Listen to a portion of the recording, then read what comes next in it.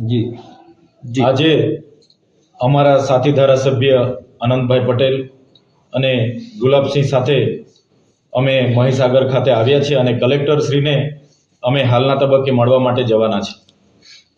જે સરકારી કાર્યક્રમ હતો તાલુકા સ્વાગત કાર્યક્રમમાં એક વ્યક્તિ સાથે અરજદારની શું રજૂઆત હોય છે એને સાંભળ્યા વગર અમે કોઈ અરજદારની તરફદારી નથી કરતા, પણ જે પબ્લિક પ્લેસ પરથી જિલ્લા કલેક્ટરે જે આદિવાસી અને દલિત સમાજ પ્રત્યેની એમની માનસિકતા છતી કરી છે, જેની અમે નિંદા કરીએ છીએ.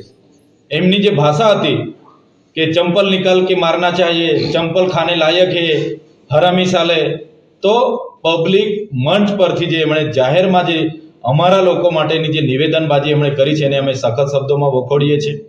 સાથે સાથે સંવિધાનમાં અત્યાચાર નિવારણ માટે એસટી એસસી માટે એટ્રોસિટી એક્ટ જે બન્યો છે ત્યારે એમણે કીધું કે આ લોકો આદિવાસી અને દલિત લોકો આ એટ્રોસિટી એક્ટનો ઉપયોગ બ્લેકમેલિંગ કરવા માટે કરે છે. 90% કેસીસ માત્ર ને માત્ર બ્લેકમેલિંગ કરવા કરતા કરે છે એવી એમની માનસિકતા એમણે કહીને એમની માનસિકતા છતી કરી છે. ત્યારે આવી માનસિકતા ધરાવનારા જિલ્લા કલેક્ટર જ હોય તો એને અમે વખોડી કાઢીએ છીએ ને એને ક્યારે અમે ચલાવવાના નથી.